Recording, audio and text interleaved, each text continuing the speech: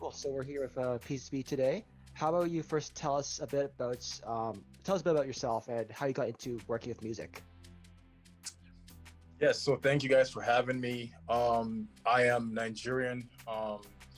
Originally came here about 14, 15 years ago to Canada. Got into music, like a lot of people do, in the church, playing the piano, joined the church. And, at first I wasn't really into it.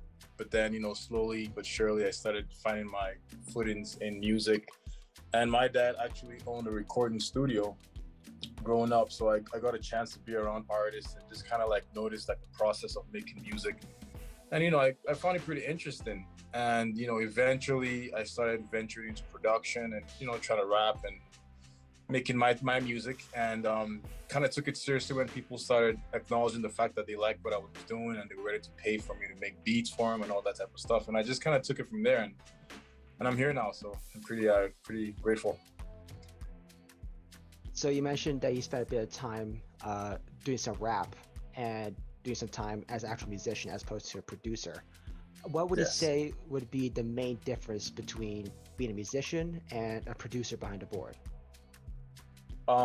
Back then I didn't even like, now you can download beats off YouTube. You don't really need a producer. You can find beats. I actually started making beats just so I could rap over them because I didn't know anyone who was making beats. So I'm like, man, I gotta make my beats so I could rap. But then when people heard my music, they commented more about the beats than my verses. So I was like, oh, and then they were like, man, would you make me a beat if I paid you? I was like, what? Pay me to make you a beat?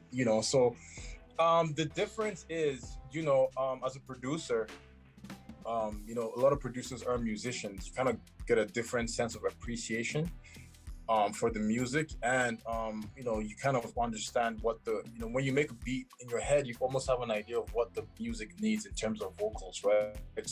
It gives you that all-round field. As an artist, obviously you do rely on producers.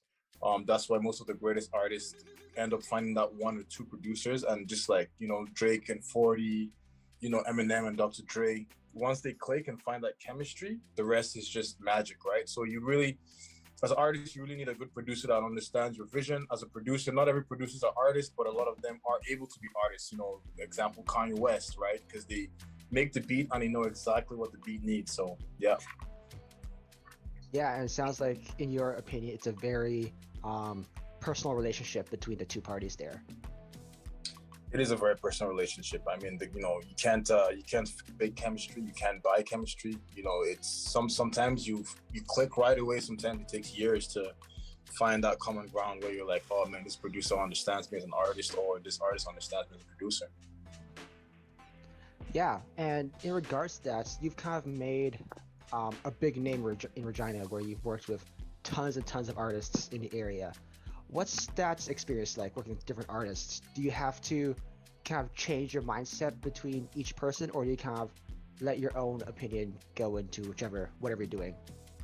As a producer, you have to kind of fall back and let the artist take the lead in terms of trying to bring their vision to life.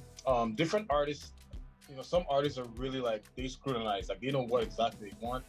They'll damn near tell you this is how the kick and the snare needs to go. You know what I mean? And you're like, okay, you definitely know what you want. And some artists will come with a chorus in their head and be like, I have this chorus, I don't know what type of beat it would be on, but I have this thing in my head, and then you work. And then some artists come in with no song in mind, and they're like, listen, I just want to make a banger. And I'm like, okay, we'll figure it out, right? So it's sort of a mixture of making them comfortable, and obviously as a producer, I have my views, but you have to allow them to let you impute your stuff. You can't be like, well, this is how I think it should go, because it's not your music. As much as it is your music, it's the artist's vision, right? So I've been blessed because it's made me very eclectic in terms of just having to know how to maneuver. I've done stuff from Afro beats to jazz to hip hop to pop to ballads. When you're doing that, you just have to be fluid and just know how to like move and understand what they want. Sometimes I've even had to like go research. Sometimes I'm like, listen, I need to go back and kind of like listen to some music of this nature. I've done some Arab-based music, and where I'm like, man, I need to go do some research. So yeah, it's a blessing to be able to do a different type of music, and every artist just brings a different experience, really. Yeah. So with that in mind, you've been working at Blue Door Recording Studios for quite some time now. How have you seen the music scene change in Saskatchewan over time working there? Yes, that's a good question, actually. The music scene has really grown. From when I started, an artist and a friend of mine called Davey Sage actually was the first one to take me there. I had been living in Regina for a few years, and I didn't even know there were any recording studios in here. So he took me there to produce for him, and I was so elated and so happy. I'm like, man, there's actually a recording studio. Met with the owner, and he's been like a father figure ever since, and just kind of like let me grow.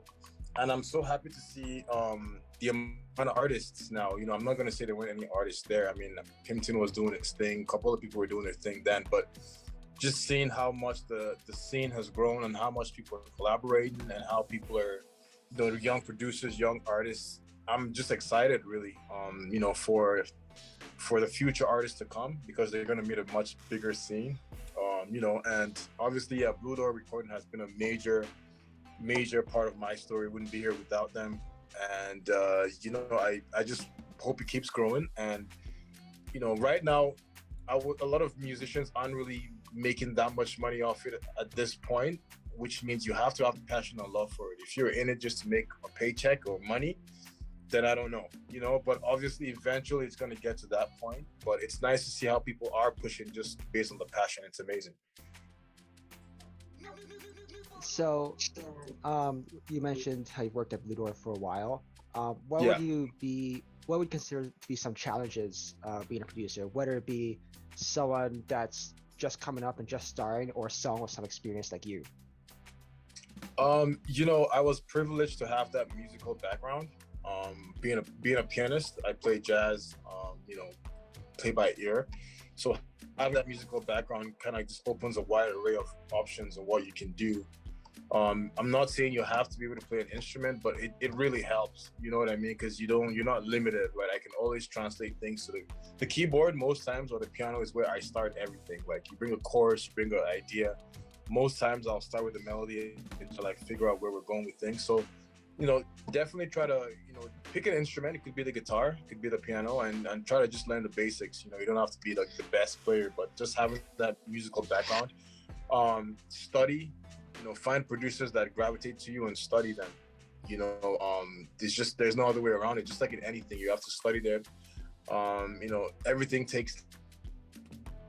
It's not gonna happen overnight. It might. There are people who just make their first beat and it goes on billboards. That's awesome. But it's gonna take time. So you definitely have to be patient, and everything just comes with practice. Repetition is the father of all learning. So you got to keep doing it again and doing it again. And if you're blessed and lucky to find an artist that just you click with, then hey, keep that person. You know what I mean? Because he could be the one to take it to the billboards. Yeah.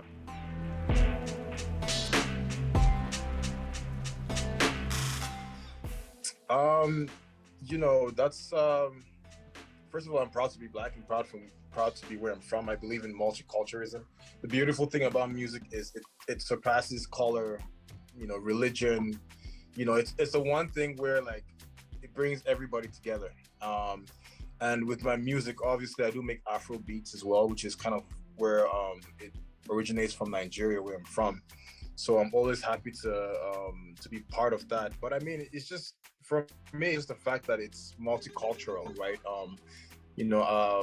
I wouldn't say I'm a black producer of any sort. I see myself as a producer who happens to be black, if you know what I mean. My color never really comes first. But I do enjoy working with different cultures. I've always had great experiences, and I think that's the beautiful thing about music. But again, Afro beats, I think it's the future. Wizkid, Davido, all that. If you're not tapped into it, man, you got to do some homework. That's the future right there. And you mentioned a bit about it with your talk about producing Afro beats. But the next question is, how can we further spread this diversity in the music industry? When I feel like when we think about Saskatchewan and music, a lot of the genres that come up is like country and rock and indie and all those kind of things. So what can we do to let people know that there are producers making Afro beats or hip hop even, or those quote unquote more underground genres?